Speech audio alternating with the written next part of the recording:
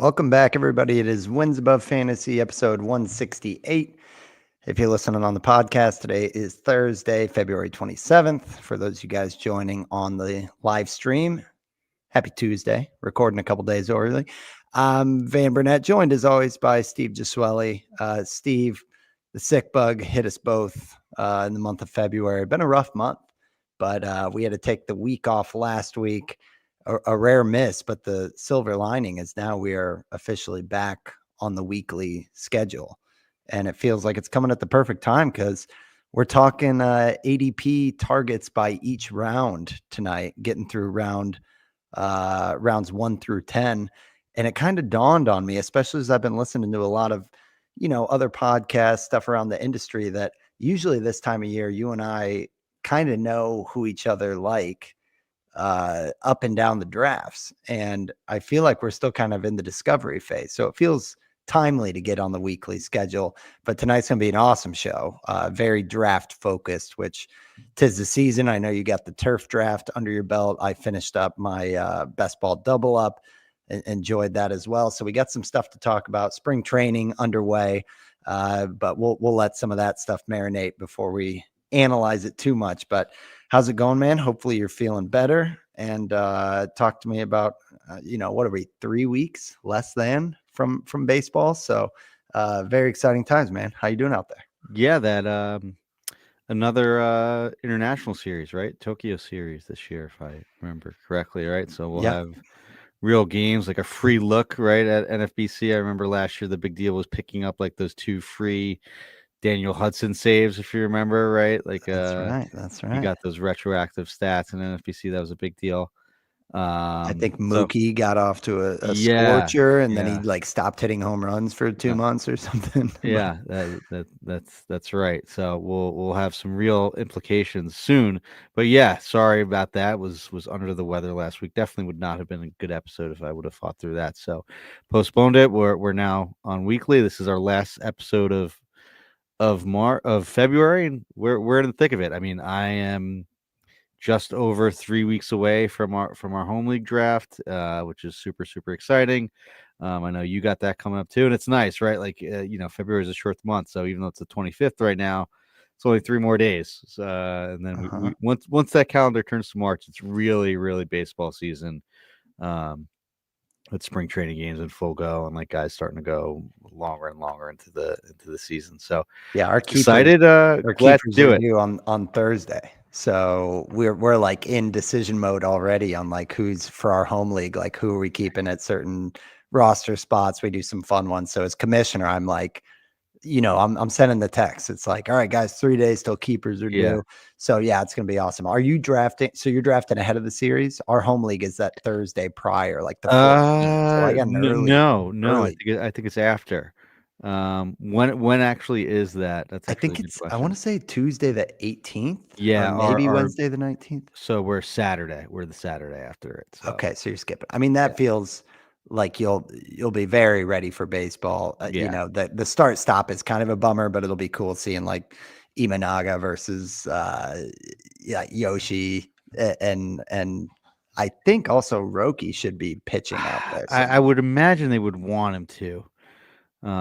Just considering where it is, and Otani's not going to be ready, right? So I would Right. imagine, but I don't know. Maybe they'll be more cautious with them. I haven't seen anything official on that. But It'll be yeah, fun, man. yeah, it's going to be exciting nonetheless. But yeah, I'm in round like 30 of an NFBC 50. Finished up my turf league. We just finished up like our supplemental free agents draft in our dynasty league that we do. To like fill out rosters with free agents. So very, very much in the thick of draft season. So excited to do it and excited for this topic. I think it's very relevant, considering most people are going to be drafting from now until like March 28th, basically. Yeah. And that was the inspo for this show, is we wanted to do something that was very kind of draft first. So we will be looking, which we don't, I mean, Steve, we've never done player ranks. And I feel like that's something that causes you to get very kind of linear at the top of drafts on down. But we haven't always done this round by round thing. So it was kind of a fun exercise just to because usually our guys can come in clusters or we do the chalkboard, but this one kind of forces you to look at a range. And it's a pretty draft practical exercise where it's like, okay, if I had to choose from these names, which of these pitchers that are all pretty similar do I really like? Or, same goes for batters. But if I found that it made me think about certain positions or guys a little bit differently, and a lot of times those are the decisions that face you in the draft room where you're like, man, I never thought I'd have to choose between these four guys, but that's what ADP is saying. And I know in theory, once you get to a certain spot in the draft, it's also like, what is ADP, but a construct. You can reach a couple rounds, but it's still, sometimes those guys fall a couple rounds.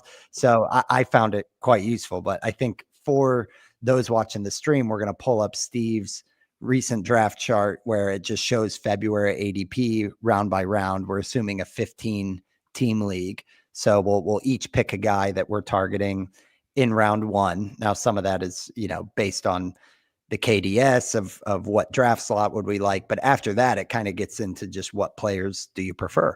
So yeah, Steve, before we get into that, let's hear a little bit of the recap of the actual turf draft that you had. How you feeling about the team? What was the build?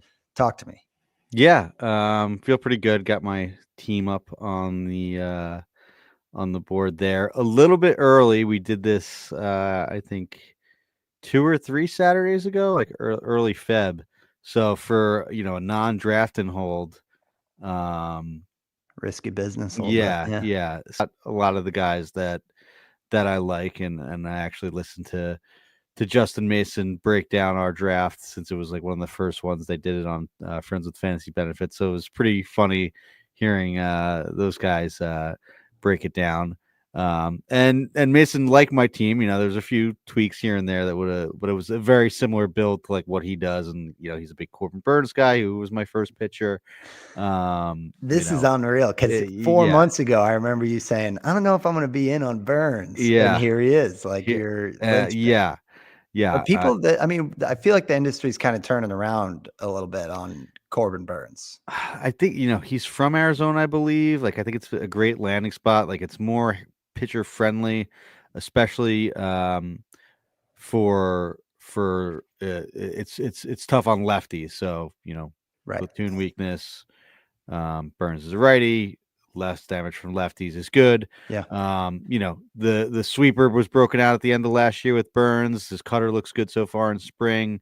So my stock has definitely gone up with all of the things that changed in Corbin Burns' circumstances and what's been going on. And honestly, a lot of it is, it's been Eno's like number one starting pitching target, like just where he's going based on ADP, getting him in the back half of the third round, I think is a good spot for someone that does do a light punt on pitching. So happy with when he went there, but I backed Burns was backed up by, or the first 2 picks that I took there were Tatis and Turner, 2 guys that I like that I think segue into our main topic here. Like those are the 2 guys that I like in each of those 2 rounds. Turner, I'm not as fully convinced on. I think it's just a good fit for 5x5 leagues, just because he's, a contributor, if not a plus in 4 of the 5 categories, with homers being, just okay, but should hit for average, get a lot of runs and RBIs in that lineup. So I like him a lot. At a deflated price of the middle of the second round that I got him in there. I was from the 8th slot there. So essentially, dead center for a 15-team league. So how'd you feel? I mean, that's you're addressing a position there, but it's also one of the deepest ones. Did you ever find yourself in the remaining rounds looking at the board and saying like, oh, this would be a good spot for this guy, but I've already addressed short? Not really. I try not to focus on that too much in the first 2 rounds. Like, I'll try to avoid outfield, but I've kind of come around on that. But like deeper in the draft though, like 9th round, did you find yourself being like, oh, I really like this guy, but he's a shortstop? No, like really? there are shortstops that I like there, like looking in the 9th round, like Tovar went, Volpe went, Bogarts went. Like I like all of those guys. but I didn't find myself like kicking myself that I already had a shortstop. Like I kind of view shortstop as like a first base sort of light. Like yes, it's deep, and there are some good players later on, but I still do like to get A um, stud. a Yeah. stud early on. I know we talk about a lot of other positions as far as first and third too. So then you're kind of put in a pigeonhole if you take three infield guys. Hmm. You're probably not getting the pitching that you need early, especially in a weekly moves league with a competitive waiver wire like NFBC leagues are, like the turf leagues are and the earth leagues, like their TGFBI mocks, their main event mocks, their 23-man rosters with extremely competitive waivers and just sharp people in the room. So I try to just get elite players, and I think the elite players are at shortstop, outfield, and then the top first and third baseman are those elite players. So I'll target those earlier in the round, earlier in the draft. And the ones that I kind of waited on a little bit were first and third base, where this is maybe where I guess your point I could come around and answer your questions. Like, yeah, I probably would have felt better had I taken like Tovar or Volpe or Bogarts rather than Royce Lewis in the third in the ninth round. Like, yes, I like that upside, but Hmm. in a weekly move league, Lewis and Casas, right? Like they both been Yeah. injured a bunch. Like That's Casas didn't really play much last year and had kind of a down season when he did play. So I think maybe, yeah, I guess a roundabout long-winded way of answering your questions. Yeah, maybe I should have went first baseman, third baseman early on. Yeah, I also went Ozuna, who was in a position, it is util only. So that did kind of pigeonhole me a bit with first and third. So Yeah, but it's also one of those, like you said, you're going to have a deficiency somewhere. Like mhm, that's inevitable. I think for shortstop specifically, I want one of the top 8, and that starts with Bobby Witt, of course, and goes to Corey Seager at ADP 45. And there's like O'Neal Cruz, Trey Turner, like you got, and then Lindor, Mookie, Gunnar, all those guys. After that is where I start getting like Abrams. I'm just never yeah, quite in at the cost. And then I'm out on Willie Adames, Matt McLean. Then it starts getting into like, you know, I hope this guy ends up being, and that's where I landed on my best ball, unfortunately, because I did start with Freddie Freeman. I went Otani, which can segue into my first round target, but my starting shortstop ended up being Xavier Edwards. So I am rolling the dice with a rabbit starting at short there. So I had to just account for that. But yeah, there's parachutes at each position. I think that's something we always look at. this It's just is you can't address everything. yeah. I normally try to get a first and third baseman early, so this feels a little different. But I guess I do like the upside. There. But they both could go dramatically wrong. I did, tailor my bench to that though, and taking Joey Ortiz and Spencer Torkelson as guys that should be like on roster ready replacements for my first and third baseman. Um, that have varying degrees of reliability slash upside and locked into jobs, things like that. So, yeah, I feel good about it. Didn't do too well in this league last year, so hoping for a better turnout. All right. Well, we'll keep tabs on it, and I think that kind of scooted us into the proper show topic because Steve had Tatis as his first round target. Mine starts in chronological order here. I just said at the end of the day, Steve, that in the first round it's really hard because you look at each of their ADPs, and honestly, I feel like they're appropriately priced out. And you got to consider when you're talking about a first round target, it's kind of a silly way to even say it because it depends on your draft slot. But assuming you're more saying, okay, I know that the earlier I'm choosing, the later I'm getting a second round pick and kind of doing it that way, like Kentucky Derby style. I looked at the whole thing and said, okay, what feels best in terms of value? And I'm still with the position handcuff, I'm still in a spot, man. I can't get past Ohtani at 1-1. I know it won't be a hard sell for you or just the audience in general on talking about Ohtani, but worth noting that even with his most conservative projection system that pulls what was a 50-50 season down to, I think it was 41 homers and 34 steals, that lowest possible projection, he is not only the top auction value player at $50, but there's a $6 gap between him and Witt and Judge, who are around like $43, $44. Now, after Judge, there's a $7 cliff. So that's just kind of food for thought on that top three, which you were saying at the start of the offseason, Steve, that you feel like there's a big three. But other than that gap between Judge and the fourth guy, that $6 gap from Ohtani to Witt and Judge is the largest that there gets from one player to another. And that's with his most conservative projection. So if he does, 40-40 or 50-34 or 50-30, any of that stuff, you're going to see an even more dominant Ohtani. I just can't get over how, this is the prime of his career that is going to end up being, beyond a Hall of Fame career, a Mount Rushmore career. And I think you just got to kind of lean in and let it ride. That offense is so loaded. It's like sky's the limit, Barry Bonds, back of the baseball cards type of stuff. And I didn't want to look past it. So that's Ohtani. I know we talked about Tatis on a couple recent shows, but if you want to give the quick rundown on recapping why you like Tatis in the first round. I just think it's a chance to get a guy who could finish as a top 5 player, 5 to 7 picks later than that. It was a small sample, but after he came back from injury, he really looked like himself from that 21 season when he, hit 42 homers and, had the best exit velocities and batted ball data in baseball.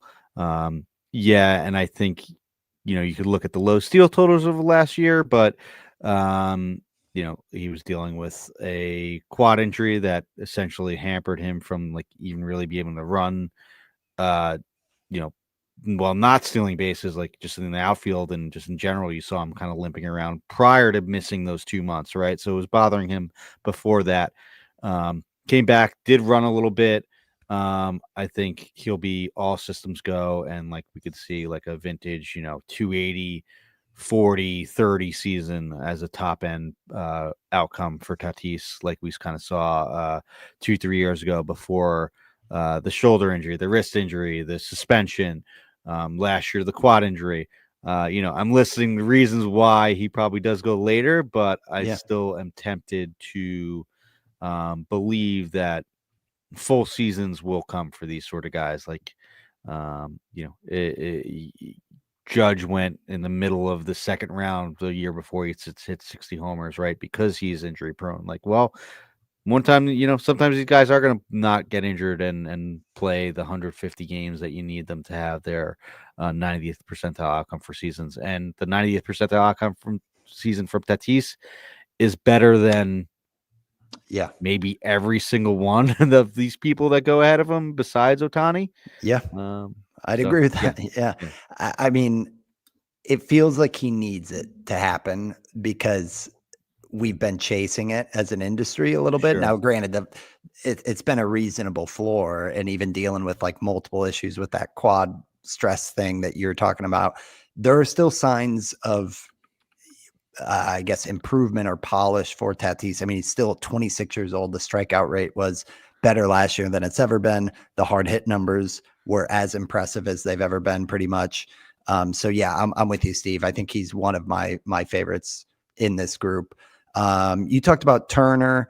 Mine in the second round, it was actually a surprising exercise, like looking at all of these because there's so many good names, but it's also a matter of like looking what price, I guess, or how early in the round, and does that feel like it's a great value? And Yordan Alvarez jumped out as one of the early round ones that was like an honorable mention. But the more I spent time with it, man, Ketel Marte at the end of the second round, which almost pairs with my Ohtani first one because it's the type of pairing you could look at. Mm-hmm. You are getting a guy that obviously is coming off of kind of a career year. His home run to fly ball rate looked very unsustainable. It was like 99th percentile, and that led to a 36 home run season. That said, there were other things that looked supportive of that. I mean, his pull rate skyrocketed and it was 96th percentile. His barrel rate ramped up quite a bit. His hard hit rate went up huge. It was fourth in the entire league. A second baseman had the fourth highest hard hit rate in the entire league. And again, going back to that auction calculator, which I think is just a useful tool to look at position cliffs, really.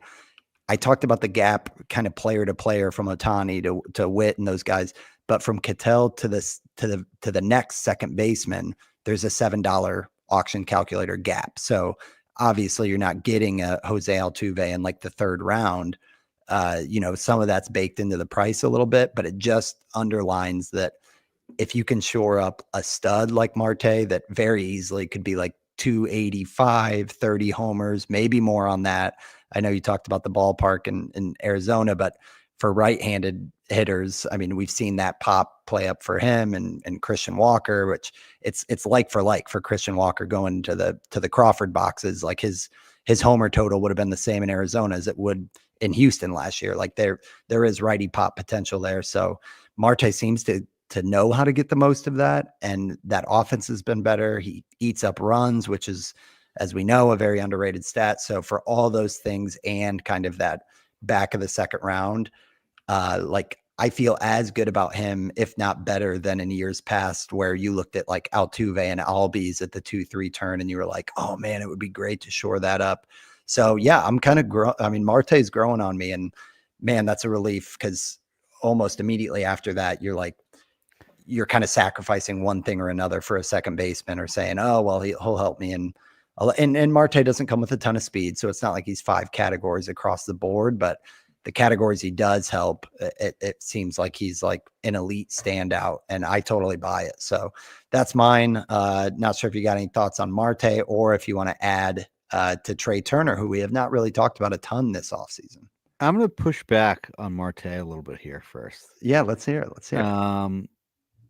I think the fact that Marte had 36 homers in 136 games, so 1 homer every 4 games essentially, and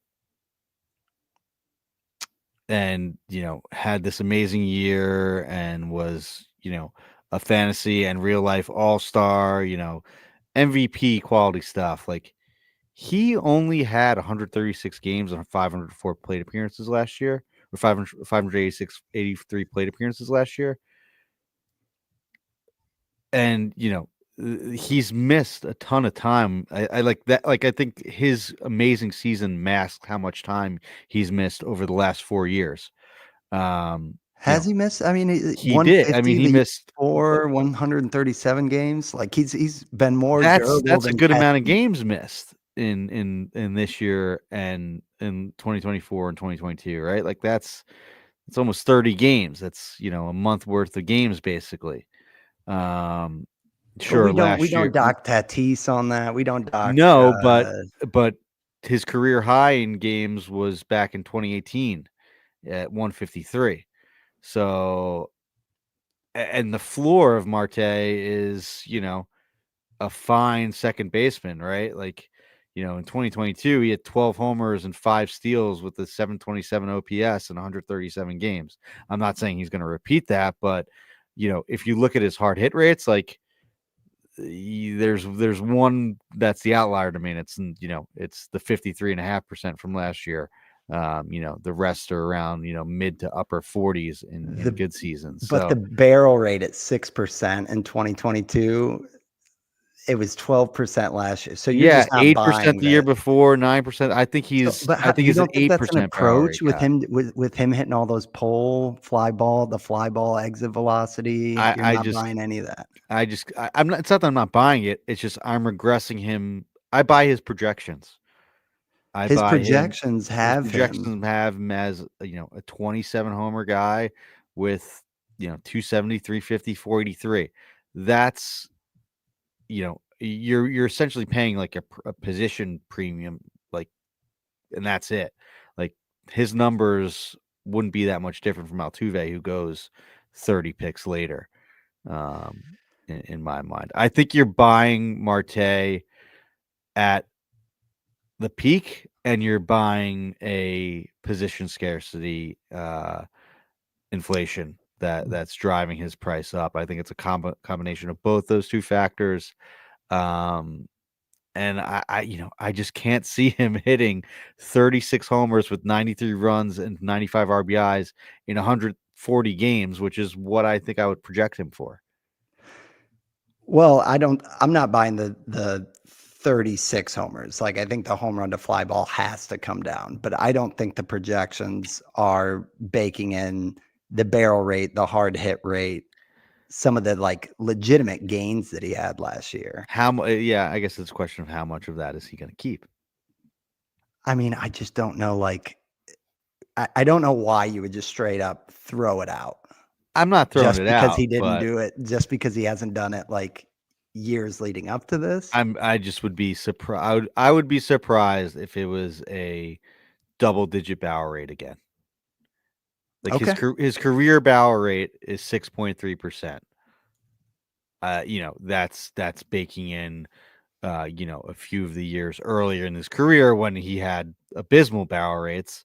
But there was also a good season in 2023, in 2020, when he had this the shortened season of yeah, I guess I'll throw that one out. But he's a 9% barrel rate guy, which I think is a mid-20s homer guy that is injury prone. Whereas Tatis, with his injury prone, is a 15% barrel rate guy that steals 20 bases a minimum when he on a per 162 pace, right?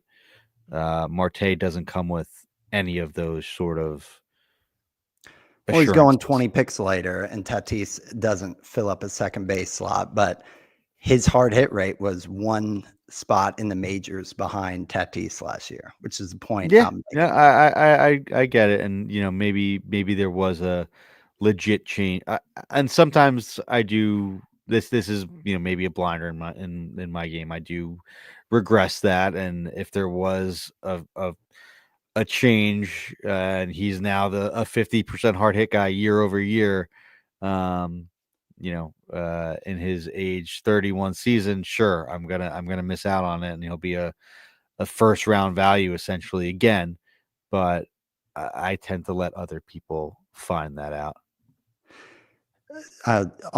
In a vacuum, one season guys, I do, but at second base, given the landscape, hmm given that And it's it also is a like high floor. he's been a good guy without this elite quality of contact too, right? Like he had his year in 23 was if you get that, if that's the floor, that's still a good pick, right? Like because you're probably It's getting not one of going the to kill best you. second basemen. Yeah, it's Yeah, not going to kill you. yeah, Yeah, I mean, that's fair. That's not your guy. I mean, you got Turner here, Steve. So we'll make you defend this one a little bit. yeah. I think I said Turner is a single digit barrel rate guy. yes, yes. Turner has been a plus, I guess maybe a plus in speed. Like, yeah, I guess 25, 30. But since the base running rules changed, I think we've been disappointed by the speed production from Turner. He's on the wrong side of 30 as a speed profile, which Marte is on the wrong side of the 30, but he's not a speedster. Um, Talk to me about why Turner here as like your standout second round. I was surprised that I chose him as my standout second round guy.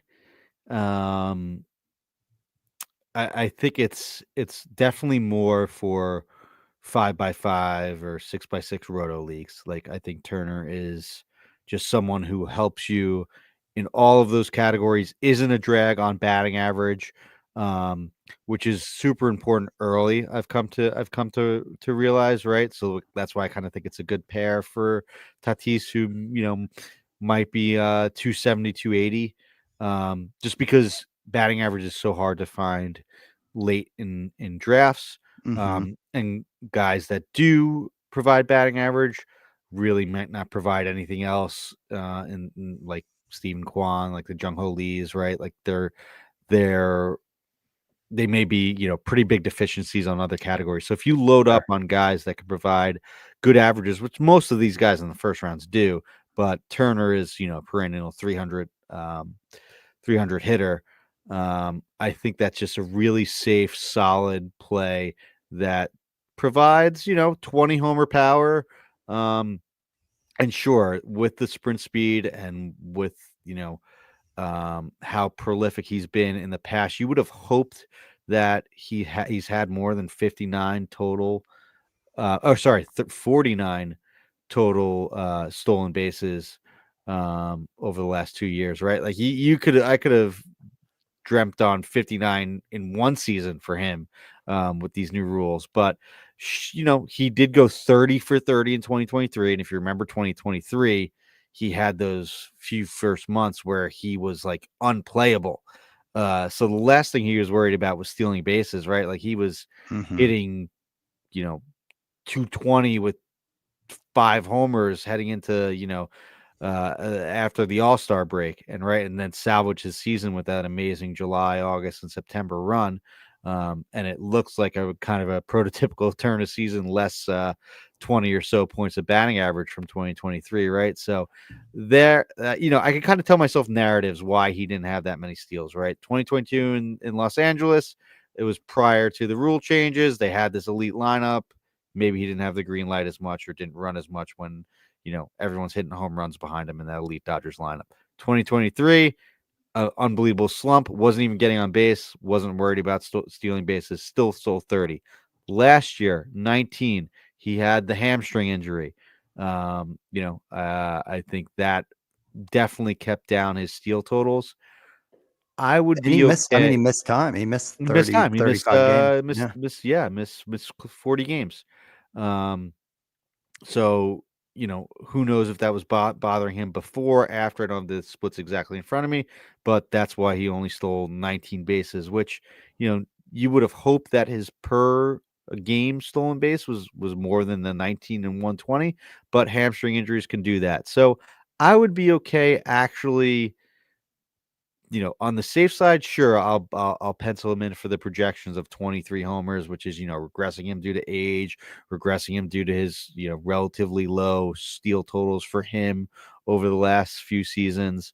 But I would not be surprised if there was a chance that he stole 30 plus bases in a fully healthy season, which is, kind of what we dream on here, but that's like a 90th percentile outcome for Turner in this stage would be, you know, 290, 20 homers, 30 steals, 100 runs, 75 More. RBIs, right? Yeah. Like that's and then, legitimately a first rounder next year. I think that's a good thing to buy into in the second round with Turner. Yeah, I agree. I mean, I'd like to see the runs for the best version of Turner. You kind of scratch your head at how he's never had that like big 120 run season that like you see from Yeah. like even a Bo Bichette. But he's had years, 2 years in a row, Dodgers, Phillies playing 160 games, 155 games, only 101 runs, 102 runs. Like you would think with someone like Turner having such a good base running value on really good lineups and on the seasons he's stayed healthy, like almost seems unlucky that he's just topped out at like 100 runs, 107 is his career high, and that was the year that he was traded from the Nationals to the Dodgers. which is good. I mean, that's definitely a huge help in the category, but he could be like those years where we were looking at Bo Bichette as like a Mhm. top 5 pick when, you looked at that Blue Jays lineup and you're like, well, yeah, he scored 126 runs. Like, so I think that there is upside for Turner there. I'm interested. And for what it's worth on the auction calculator, there's a cliff after Turner as well when it comes to shortstop. So even with the depth of that position, um, yeah, I tried to beat you up on that one, Steve, but I think I'm liking that. I like the narrative on the no steals for Turner. Well, third round, we've got a pair of third basemen that we seem to like just kind of stabilizing. I went Rafi Devers, who's the 31st guy off the board. You went Austin Riley. I think they're pretty interchangeable in that range. We talked about the two a couple shows back, but Devers just seems like kind of a metronome. I will say that the more I look at the board, there are some other third basemen that I think are nice parachute picks, whether it's Jordan Westberg.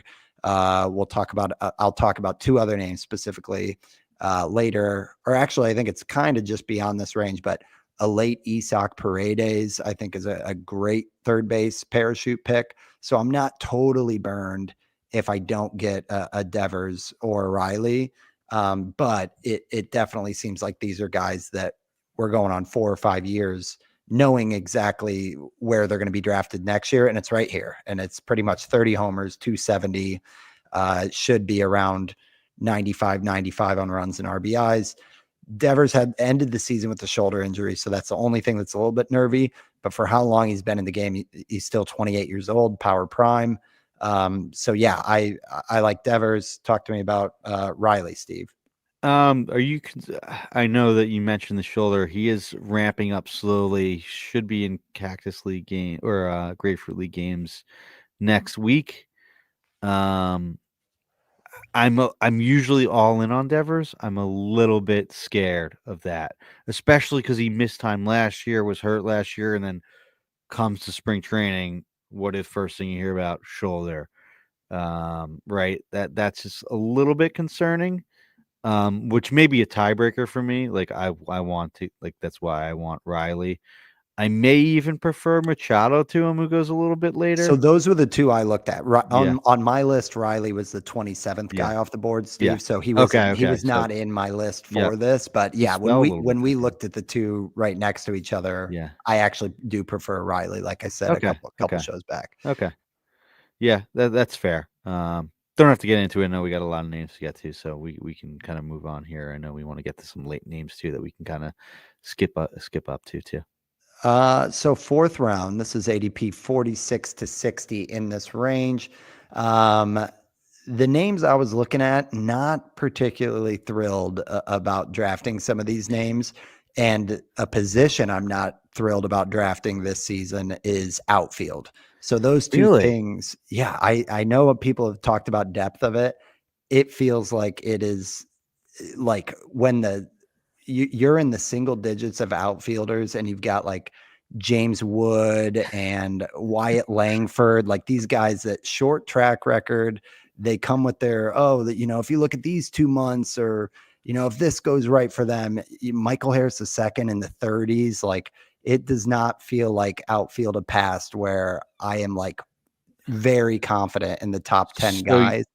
And then so the you deeper you don't get, think Wood and Langford are this year's Merrill and Churia?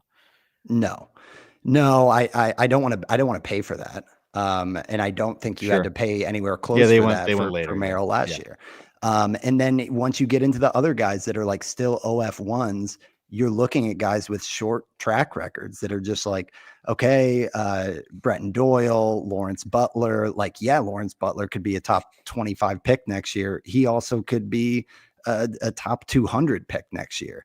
And like, that's the risk of some of these guys. And even you get into the high floor guys like Suzuki and Santander, like a prime example of Santander has been the same guy for 5 seasons. We've always been able to get him between a pick 100 and 130. This year he's going 82nd. Like that says everything to me about like the landscape of outfield. So because of all these reasons, and Ryan Bloomfield coming on and getting me inspired last show. I got him at 102. I got him at 102, but yeah, You still got point still stands for Santander. This is February drafts that I'm looking at on NFBC, and it's 82.87. Oh yeah, you're right. I got a bad data in front of me. Okay. Disregard. So yeah, I think getting back to my pick here to quell the outfield concerns. And maybe this is more of a reason why I should be in on outfield in the first round or two, because I do like all of those names. But after that batch, I find myself excited about Teoscar Hernandez. It's a guy who I haven't traditionally loved, I think because of the plate discipline. That said, like, a little bit of the narrative that Ryan pointed out, that he talked about how he hated living in Seattle, playing in Seattle. And if you remove that one season over his past 4, the other 3, he profiles out as like a 285 hitter, which I'm not even going to count on that. But if he's a 270 hitter, 30 homers, that Dodgers lineup where, it is not out of the realm of possibility for him to have 110 RBIs. Like, he just feels like one that I would be really excited about. The team context, the batted ball skills, all of that stuff, and a track record, unlike a lot of the names around him. Yeah, he's not going to blossom into like a second round pick like maybe a James Wood can, but I don't care. I will find my jackpot picks in other areas. If I'm in like a 5 outfielder league, I want to make sure that my number 1 outfielder doesn't have volatility. So I'm starting to circle Teoscar as a name that I like in this zone. I like all those other outfield. I like all those other outfielders a lot. I like them a lot as second outfielders. Teoscar Hernandez would be a good first outfielder if you didn't get one, right? I don't know if that's like kind No, of yeah, I think counterintuitive, right? A no. little I bit, think that checks out. but Like your second yeah, outfield, you got cushion for a little feast or famine. yeah. Like I love Lawrence Butler as my second outfielder. I would want Teoscar, and that makes sense because Teoscar Totally. was a little bit earlier. Lawrence Butler is I my would want outfield Teoscar one as yeah. I on would want another team. Teoscar as my outfield one. And the lineup context, like just the consistency. You can kind of pencil in Teoscar's stat line right now, like 265, 31 homers, 90 runs, 90 RBIs, right? That's probably exactly what, or close to exactly what I'll do. Where Lawrence Butler, I could see a little bit more volatility. So I like that. I like a lot of the pitchers in this range. I target Blake Snell a lot as my first pitcher. I've been getting a lot of Mason Miller as my first reliever, and the reason for that, and the reason why Mason Miller is my target in this range, in weekly 5x5 leagues, is the fact that he is going to contribute in strikeouts too, right? Like he's potentially like, if the restrictions are lifted a little bit and he stays healthy, which is a big ask for someone that's had as much um injuries as him. Like he could have like an Edwin Diaz, like 100 strikeout season from a Mhm. reliever, right? Like Oakland should be a little bit better, and I think he will contribute in saves. He had 28 last year, which was nothing to sneeze at on a pretty bad Oakland team. They're getting better, but just the fact that he had 65 innings with a 42% strikeout rate, like if he's able to go, 75 innings, with that 40% strikeout rate, we could start to see some gaudy strikeout totals. He had 104 last year. So, what am I even saying? Yeah, projections only one system has met 100, but to your Yeah, point, that's well above anything for the other top relievers. yeah, that's regressing his strikeout rate by like 5 points across the board. I think he could strike out 42% of the guys again. And who knows? Maybe it's even like that. What was that year that Edwin Diaz struck out like 50% of the guys that he faced? Right, like essentially the reason why I like him as a closer target early, and I've started to understand why you need to buy closers early in NFBC leagues. Um, is because he's such an attribute in all the other categories too, right? Like 100 strikeouts in 67 innings is pretty amazing. Like there's some starters that he may approach as far as strikeout totals, like guys that pitch 120 innings a year or so that are still valuable fantasy assets in 15 team leagues. Miller could be a closer that provides you a little bit more. So I've been targeting Miller a lot in the 4th round.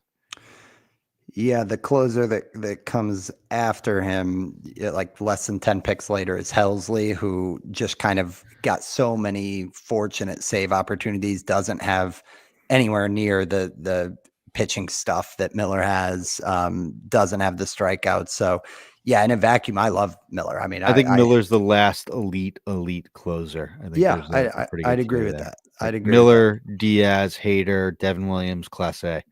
Hmm. I think that's it for the top tier. And honestly, like I think I like Miller the best. Like he probably has the worst health grade out of all of them, In but team Class A doesn't context. have that strikeout rate. But the thing, yeah, Williams. it's a weird thing on team context too, because Helsley had more saves than like all of them, and the Yeah, Cardinals the suck. Cardinals produced a ridiculous amount of save opportunities last year. It was Yeah, some, some of it's dumb yeah, luck. yeah. But yeah, so I think what's interesting though is you're willing to prioritize a closer this early this season. I think Yeah, traditionally you haven't. So that's I a new haven't, and new I haven't approach. done that well in these leagues, so I got to change something up, right? Okay. Yeah. No, I like it. I like it. He's a keeper option for me in the home league too. Okay. So it's music to my ears. Okay. The next range, 61 to 75.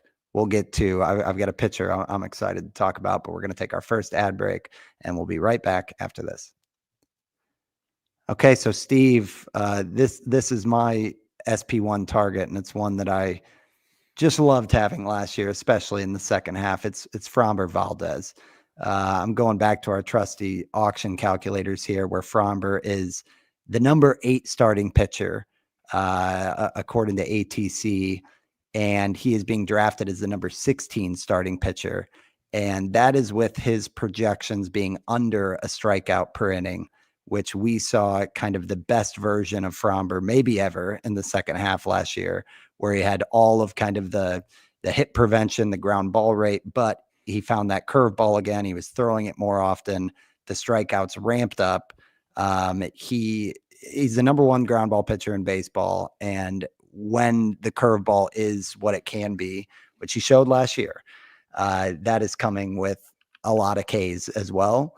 And I think the volume part is a theme I'm kind of chasing in. And I know you're talking about you can't predict injuries and stuff. I agree with that, but I do think sometimes we get so excited about the flashy pitcher that might go 120, 130 innings, and we look at that 30% strikeout rate, and you forget that for a guy that could go 175 innings, which is the new 200 innings, when you look at a volume standpoint, sometimes your strikeout situation is better with a guy who's got a 23, 24% K rate than the 30% K rate for the guy that only goes 130.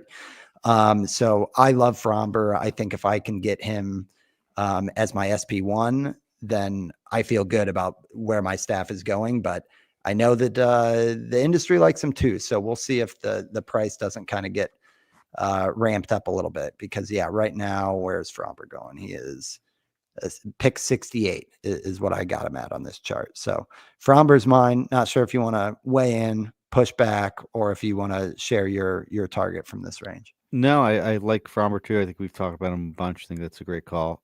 Quickly, I'll go Albies here. I just like all Braves hitters this year. I think it's a good way to get second base covered at a discount price. Like I think Albies usually goes in that Ketel Marte range as like a mid to late second rounder. Just like the prototypical. Here's the best second baseman this year. It's the worst position. Um, I think we've kind of talked about it. He's has the Saberhaven metrics year. His home runs by year since 2021, 38, 33, 10. So book him for 30 homers this year. I like all Braves hitters as bounce back. So give me Ozzy Albies as my 5th round target at pick 66 is where I see him now. I mean, if he does have a homer total that's up there, there's going to need to be like a Mythbusters on what's going on there. It's insane. But the only thing about Albies I'll say is that right now that ADP is at 57. And like you're really just throwing last year out like altogether because it I see him looked at so bad. 66 in February drafts. Oh, Steve, what do we got going on here? I am February 1st to February 25th, Yeah. all drafts. I don't know why we got different numbers. Yeah, I don't know. But yeah, in any case, I don't know. I just don't know if I can. You're kind of paying, like you're obviously not paying for last year. If you were looking at last year's production, No, you'd be going. he was a second round pick. Yeah. Well, I'm saying the season he had last year would be going well after like pick 100. So you're like the cost is definitely saying he will get pretty dang close to what he's done every other year. But yeah, do you feel like it's a risky pick? No, I think that he was hurt last year, and like I'm more willing to write off last year. I think it looks riskier because it's sandwiched between 2 years where he was hurt and unproductive. I think he's, a true talent, 260, 800 OPS, 25 to 30 homer guy in a really good lineup. Okay. Yeah, the back of his baseball card looks concerning, obviously, but Yeah. there are I mean, injuries. What are the I injuries? the projections I Fractured think left and right. are pretty light. Like I think that, you know, they're saying 145 games. Yeah, I guess maybe he is more injury prone than I would like. Um, but None of them are really like soft tissue. Like there's I yeah, there guess was a like a broken hamstring, but foot, fractured left wrist, a hit by fractured a toe, a pitch. Yeah, fractured yeah, right wrist. Like, yeah. yeah, that's so, I mean, yeah, some guys are better at not getting hit and breaking their hands, right? Like that's a thing. yeah. But I think the projections are light on his power more than anything. Like, yeah, they're probably right about the 145, 150 games. But I would buy upper 20s homers, not 20 to 23 like the projections have. Okay. Okay. So that's Fromber and Albies. Next ADP range we got, this would be kind of round six, ADP 76 to 90, again for a 15 teamer. Um, I got Bailey Ober here, Steve. I think we both had him at different times last year. I know he kind of plummeted a lot of fantasy managers with some of the blowups, my season as well. But at this stage in the draft, I feel like you're looking at a group of starting pitchers that offer kind of this low whip thing and maybe not a huge amount of strikeouts. Like Imanaga's in there, Bryce Miller's in there. Ober seems to be the least expensive, and to me, he has the most exciting strikeout rate. Now, I know a lot of people like Bryce Miller, but Mm-hmm. Ober has the extension. I mean, the extreme extension. I know he doesn't have as much kind of like raw velocity. And his changeup is just dominating. His control for being that size, especially, like blows my mind. But he's done it. And like, I like kind of the progression of him as a pitcher in terms of workload, in terms of skills. And there were even seasons in the past where his slider was like a definite weapon for him. And it wasn't last year when he was really good. So I think Ober at this stage, and I've always liked the Twins pitching staff over there. Like they are the pitch coach. Um, they seem to get a lot out of guys. I know it hasn't been the case for like Pablo Lopez, but um, in general, I like what they do with pitchers. And I think Ober at this spot in the draft is like just a whip is the run scored of pitching Yeah. stats, and it always gets overlooked. And Ober is such an asset in whip that I feel like if that was his ERA, it would be like a 3.20 ERA, and people would care way more about him. He's still helping that much in one of the five big categories. His volume has gone from like 140 to 170. Like he just feels like a horse.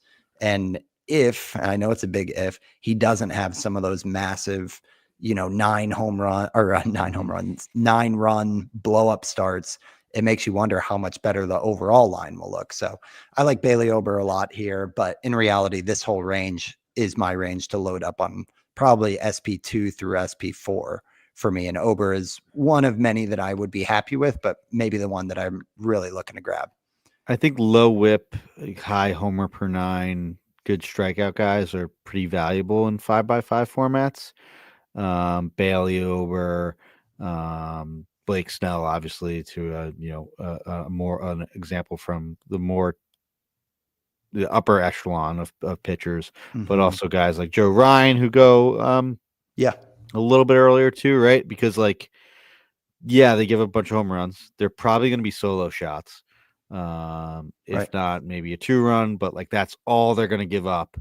They're going to get a bunch of strikeouts. Whip is going to be low. ERA maybe a little bit too high, but like, you know, they're like, it's really really important to keep your whip low. It's super hard to recover in that category over the course of the season, and I think low whip guys like this are super valuable. I like a lot of the pitchers in this range. Bailey Ober is one of them. Real quick on my guy, I know we want to get to some later guys too. I'll go um, Christian Walker here. I Nice. think it's a great fit in Houston. I think it'll be great for his swing and righty power, and hitting between um, Jordan Alvarez and Jose Altuve. I think the Astros will still have a good offense. Yeah, I definitely like Walker if I miss out on one of those upper first basemen. So, with you on that, to keep rolling on the next range, we've got what is this? We're like round 7 Mm-hmm. and ADP 91 to 105. Similar kind of vanilla pitching, but back to that volume story. Logan Webb is another one that we talk about how like 175 innings is the new 200. Webb is still legit 200 innings type of guy. So again, his strikeout total, I mean, the last 3 years, his innings pitched were 192, 216, 204. So when you put that with strikeout totals, he might as well be a 30% plus strikeout guy for someone who's going to throw 150 innings. He should help in whip. I know it was a down year last year, but generally speaking, he's probably closer to like with his control, like a 110 and under guy, not like a mid teens on whip. Um, he goes deep into games, so the wins total is always like 13 and up in that range.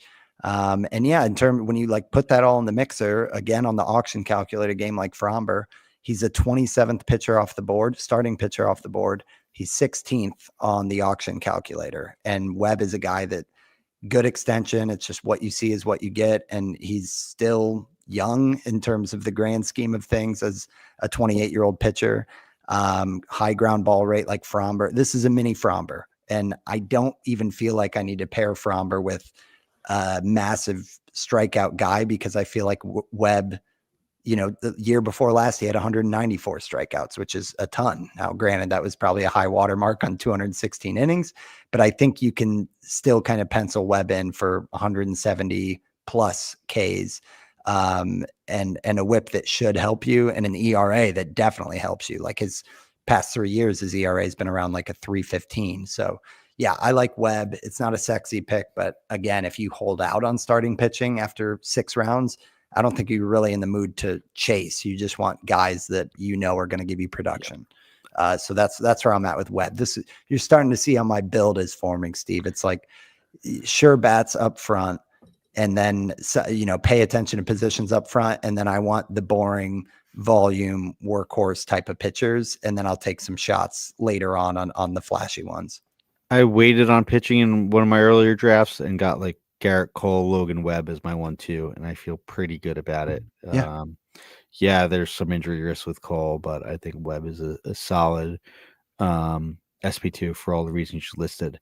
I like Riley Green in this range. He goes at pick 100 exactly.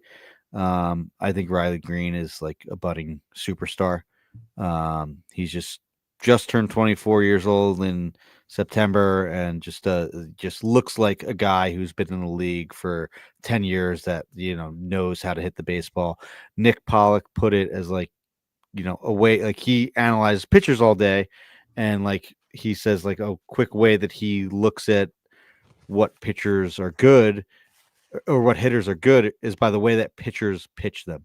Like you could tell Mm-hmm. when pitchers don't want to give up a mistake to a guy. And they nibble, and they are more cautious in like 2-0 counts, whereas if they're behind guys that they're not afraid of, they're just going to pump a fastball right down the middle. Riley Green is not one of those guys that they're fine to do that with in a 2-0 count, because he is just like a professional hitter at just his third big league season. Played the most games last year at 137, had 99 games the year before, 93 the year before that. I think 2022 he was called up, was hurt in 2023 a bit.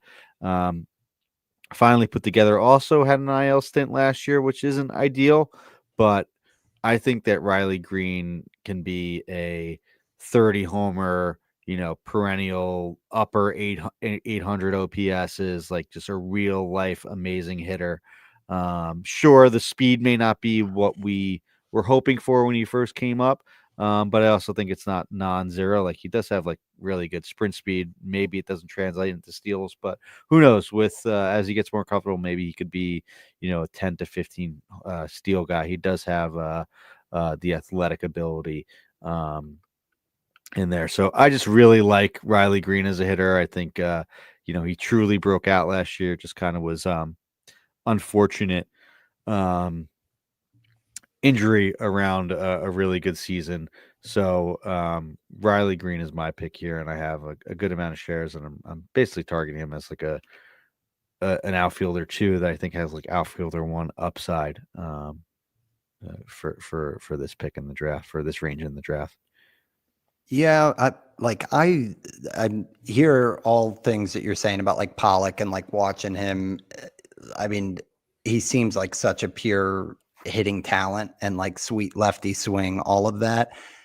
I want to like him more for fantasy than I find myself jumping in on, just because like my fear is he a better real life player than he Sure. is a Yeah. fantasy player? Like, now granted, the average, which you brought up earlier, that like that's a tough thing to come by. So like you look at an outfielder going after him, which it's quite a few picks later, but like Ian Happ, where you're like, oh well, he just had 25-13. Well, he's more of a 250 hitter. And I do think Riley Green, for the reasons you pointed out, like last year. So what was like, so his XBA 253, his actual average 262. Like if he's not going to be a 35 homer guy, like his path he has to move forward in some categories. You know what I mean? Like I think if he's a 290 hitter with 20, 25, 30 homers, then we're talking. But is that where you have him at, Steve? Is like thinking he's I 280, I think I have him at like a 275. but you think the power, you I think think he he can could hit get 30. I 30. think he's a 30 homer hitter. Yeah. Okay. Yeah. Well, that I would think probably he do is. it. I mean, the only other thing that kind of is you look at is just the forgotten runs RBIs. Like last year, I know he missed 20 games, but Mhm. had 82 runs, 74 RBIs. Yeah, I guess if the pop takes a step forward and he stays a little bit healthier, you'd take like the 90-90. I just want to make sure that we're not looking, because how much later does he go than some of those really boring? Because he's way Probably cooler like of a pick. 20-ish picks later. Like I think that those guys were like more in the 80s, 90s that you kind of listed before. Like What the one I had in mind was Brian Reynolds, he because goes 91 so he's 10 picks before, and Reynolds has the leg up on average. and speed too. Yeah, Reynolds has the leg up on Yeah. speed and average, and then like the counting stats. So then again, it goes back to what we were saying. Reynolds is pretty much an out and out 25 homer guy. I'm buying into Riley Green's the fact that he's, his hard hit rate's been about 45% all 3 years. His max exit velocity is 114, amazing, right? Barrel percentage last year 13.4%. So yeah, I'm leaning into the bright red savant sliders on basically everything but XBA, and I think he is fast enough and does spray the ball enough to beat those XBAs, Yeah, right? his max EV is a leg up on Reynolds. So Yeah, I think the path for him is he's a 30 homer guy. He's 275 and he stays healthy. and he doesn't chase, so like maybe there's some less, maybe that swing strike rate improves and brings down the K percentage from 27% that's essentially been all 3 years. Like I Hmm. think there's a lot to dream on in Riley Green, and I think it's someone that has a good floor that also has all these tools that says, "Hey, whoa, this could be I like it. an amazing hitter." I like To it because watch out for. I'm looking for outfielders to like Yeah, desperately. So I think there's one for you, Riley Green. I'm in on it. I would love if we've seen it a couple of years, which is my Sure. point, that this whole outfield batch is very much like, oh, they should be able to, and we hope they can, but they don't. Other than Teoscar, there's not a ton that it's like, oh, they've done it for 4 or 5 years. Reynolds is one. Okay, so we've got just a few names left, but we should take our second ad break. We'll wrap up with our last three rounds here right after this. All right. So, Steve, we're moving into round 8 here, ADP 106 to 120. This is another one. You're probably getting sick of me talking about positions and second baseman, but I've just found myself in that pinch and kind of got excited about Luis Garcia in this range. I think you have to go back 3 years ago to when he got called up and we were like texting each other like, go add now. And his AAA, it looked like he had found pop in AAA, and that kind of like went away a little bit. His hard hit rate went up last year, and the homer production was okay. Like I think he's probably 15. You're lucky if you get 20. But the Nats ran wild last year, which is really where the value came in for Garcia. On top of that, obviously, like we've mentioned, it's the second base kind of doldrums, so you're addressing that. But I feel like he's kind of the last option that gives you some average power, speed, and feels like his career is on the ascent to where he actually might just be kind of growing into a prospect we were pretty excited about, just 3 years back. So Garcia is one in this range that I was trying to mix up, some hitters that I would be excited about.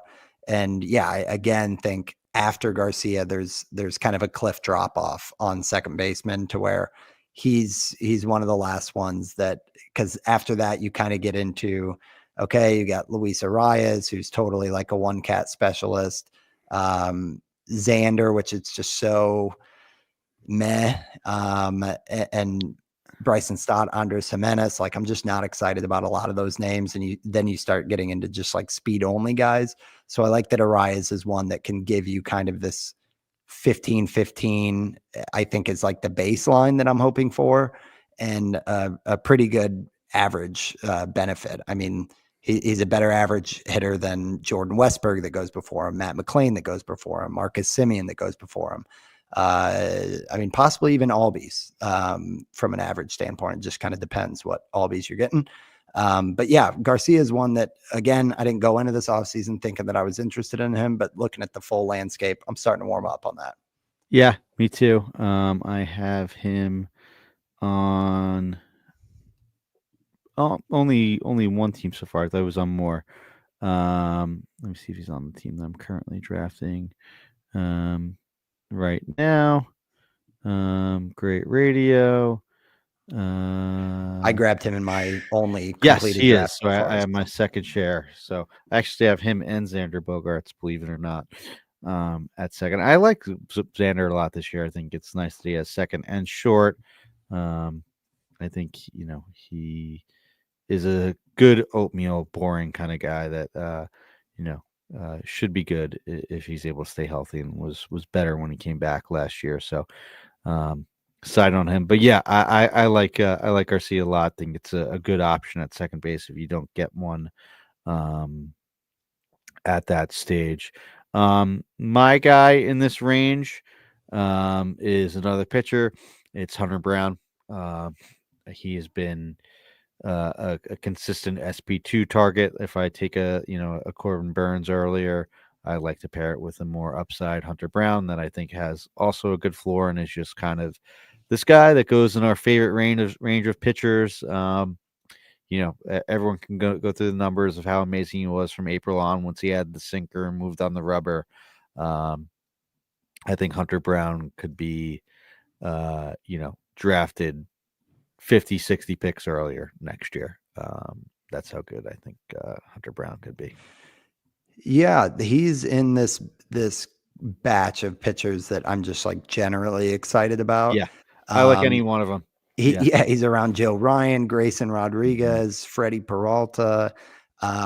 Set your cue and whoever falls. Honestly, It's man, good. Yeah, I was just about to say, like, it's hard even listing those names off how I would be more interested in one than the other. But Hunter Brown has been a name since the end of last year that we were like, we can't forget that we really like where he's at. And I feel like because of that glob of really solid like SP2, SP3s, maybe you're not paying for the helium that you might have paid in past drafts. You know what I mean? If there are only 3 of those, he might be going, closer to where like Roki Sasaki's going at like It's funny 96. how like Schwellenbach is really the only one that's been bumped up like That's that true. 15 Yeah, picks. I like Schwellenbach a lot too, but I do it too. makes me He's starting to get priced out it with all makes the me want names to just be around like, him. all right, yeah, I'll just take, Ryan Rodriguez, Hunter Brown, even Yeah, Freddie Peralta too, right? Like I'm good with that. Like I think those guys are all pretty good pitchers. yeah, yeah. Yeah, Schwellenbach is so interesting, man. Like, what's crazy is people like when they try to say why not on Schwellenbach, it's always just like, well, it was a big jump. Like he was so good. Can he really be that good? But they have There's really nothing to not point much to. to there's not much to say that's bad. Like I feel the same way kind of about Hunter Brown. I guess I see like He's just Schwellenbach. had the Schwellenbach like, seems a little bit yeah, more well rounded and has a really deep arsenal. Didn't have that horrific month. Like Schwellenbach just seems like all right. That's it. Like there's there's no holes to poke hmm in his game at all. So I Did kind of get it. and I think control is a huge Definitely, gap yeah. between the Great point. two. Great point. Great point. Did Hunter Brown's like control get better in the tail end of the year? I mean, I think it had to, Right. just Yeah, I considering mean his where it came from, right? yeah, right. Uh, Yeah, I mean his whip in August and September 0.87 and yeah, 1.17. So that was 6 walks and 23 innings, 10 and 30. yeah. Just looking at like his walk percentage by month, in April and May it was 12%. In April and March it was 12%. In May it was 9.2, 6.7. Yeah, like he kind of like brought it down basically throughout the year. Like it was 6.7, 7.7, 8.5, 6.3. So like yeah, a lot of the walks came in April and May, So and then back half of the year it was figure yeah. kind of like a Back at 7% the half of the type year, of he was an average, yeah, which as you'll far as take. walks. Yeah, Yeah. And I mean, say what you will about Houston, but I think we both think highly of them for all things pitching. So definitely. yeah, I like Hunter Brown, and for what it's worth, Arrighetti as well. I'm not fading as Oh yeah, much as the agree. industry's out on him. Okay, yeah, I think that gets us through round 8. That was Luis Garcia and Hunter Brown. So moving around 9. Uh, this one again, I mean, I'm kind of interested in Alex Bregman.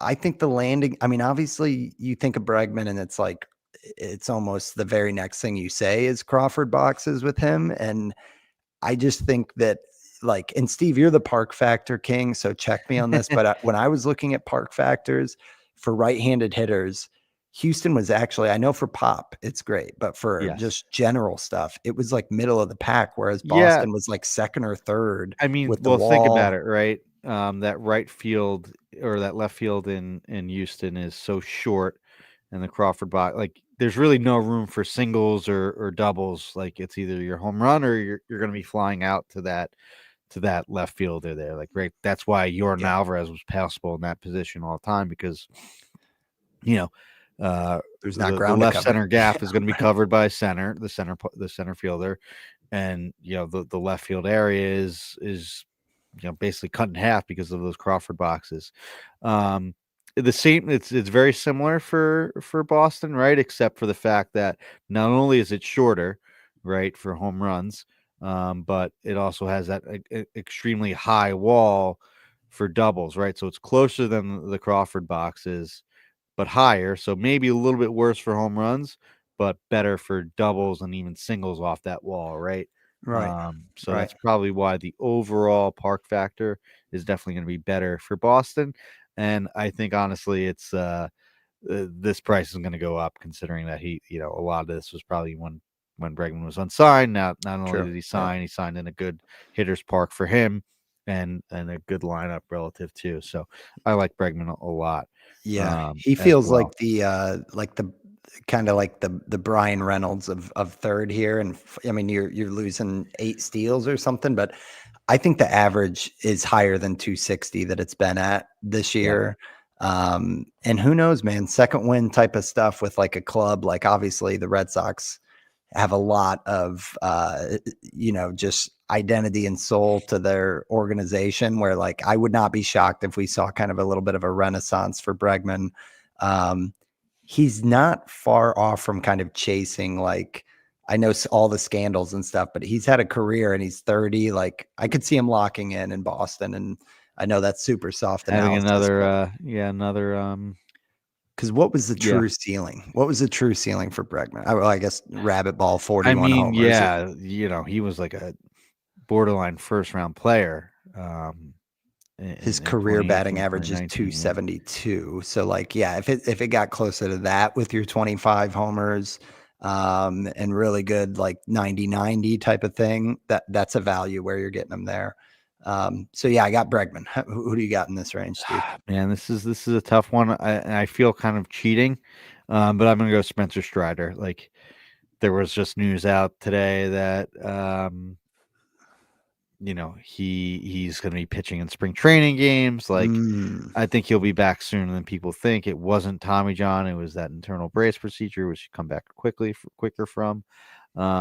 So I think Spencer Strider is a great buy, especially in IL leagues. Oh my gosh, I yeah. doubt he's going this late in leagues where you're able to put him on the IL, but I mean, yeah, if he's throwing in spring training, you have an IL slot, especially if you have like a like if he league with the playoffs, like home leagues and stuff. It's like how soon is too soon? Like, honestly, you could justify grabbing him before, I think, the batch of like Shohei Managa, Bryce Miller, and everything. If you like, you just pretty much have to survive the 6 or 7 weeks, and then there's a chance you've got a I mean, DeGrom. if he's pitching in spring training games, like, it might be like, one of those things where they go through the rotation twice and then he's back with like off days in April.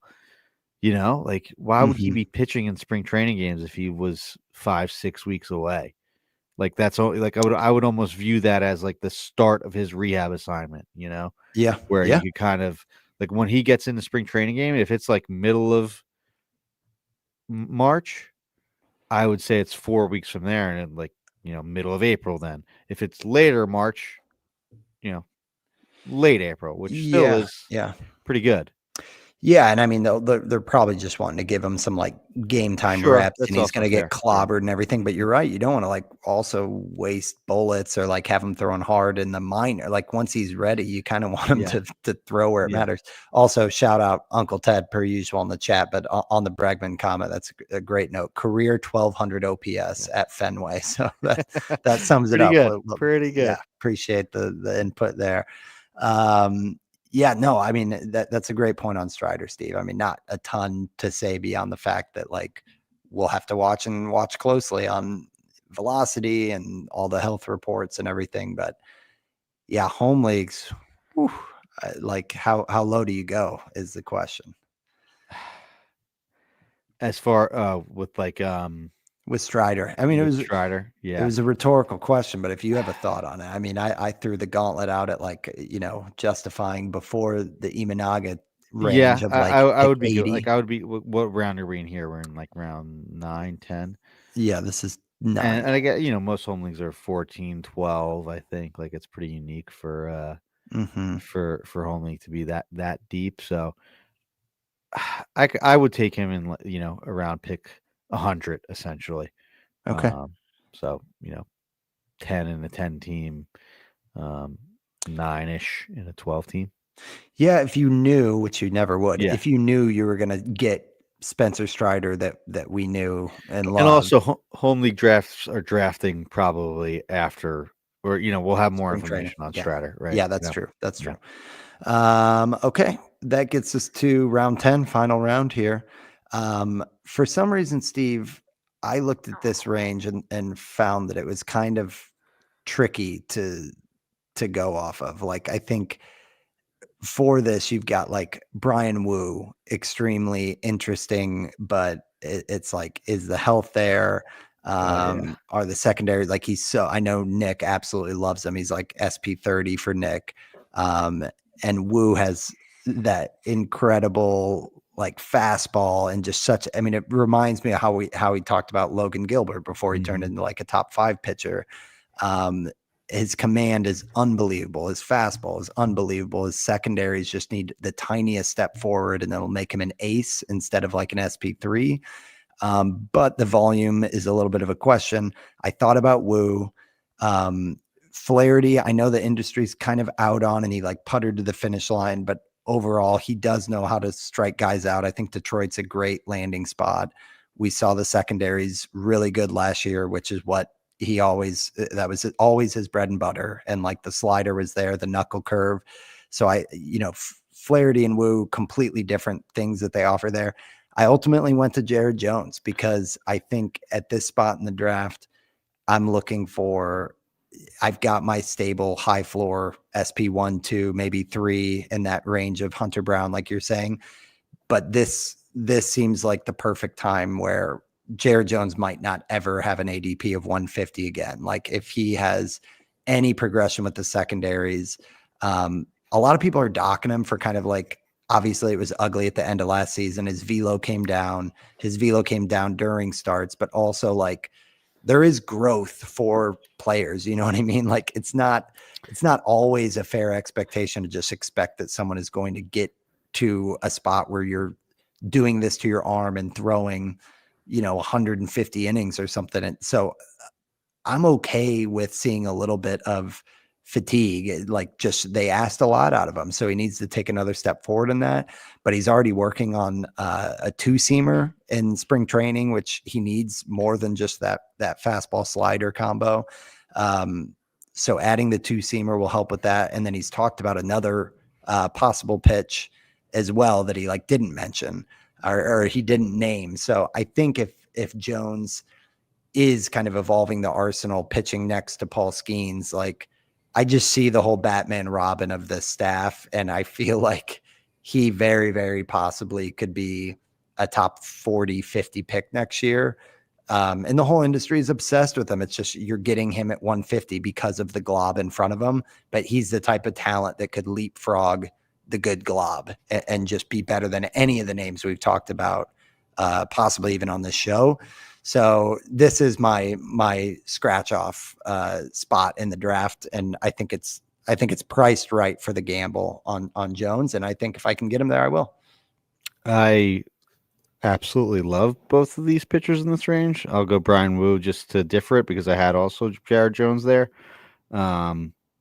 Yeah, Jones busted out his sinker today. All the guys that we get all of our info, TJ Stats on Twitter, Pitch Profiler, all those amazing pitching breakdowns and diagrams were showing the Jones' sinker, and it looked pretty good. He said in an interview like after the game, he's like, "Yeah, I thought it stunk. I don't think it did," which was pretty funny.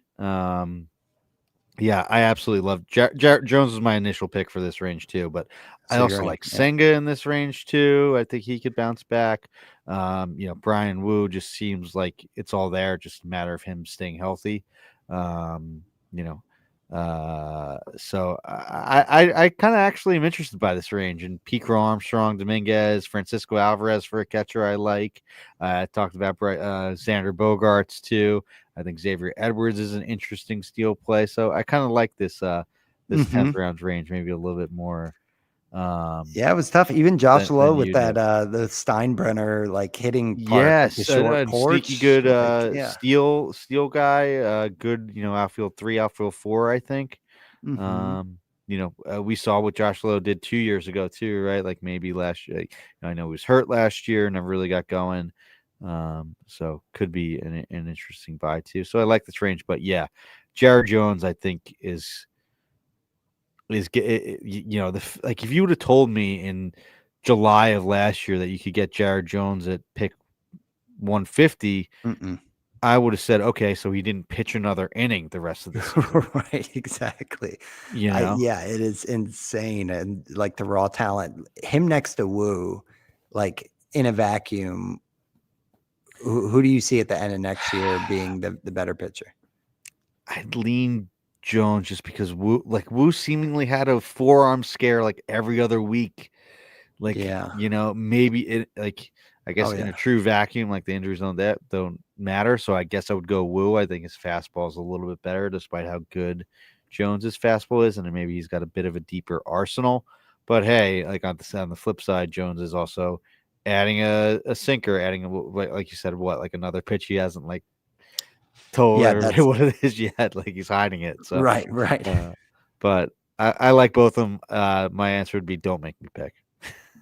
Yeah, right. Just grab them both. Yeah, I agree. That's what made this range tough, is just like a lot to like in the zone, and even some other like Eugenio Suarez. I think that it's you're getting a Oh, nice boy. price tag at for Eugenio here. This is the better version of. You've been the biggest Eugenio guy since you buried him for dead a few years It's ago. the roller coaster, You've been man. a bit. You've been the biggest That was Suarez fan that there has been since that Yeah, point yeah, on. that was the contrarian. He was going like pick 55, and I was like, he's not a 270 guy. And Yeah, now you're not investing at that level. yeah. So, well, that was great, Steve. I think we've got next week. I mean, we're weekly from here on in, Yeah. guys. So very much looking forward to it.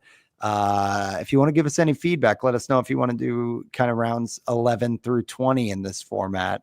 Steve and I are shopping topics as we get closer. Of course, we'll do chalkboard. We'll probably do some fun spin on like a spring training twist. I know there's a lot of those like day-to-day update shows, but maybe our like, biggest learnings from spring training, or what players we changed our minds on the most, stuff like that.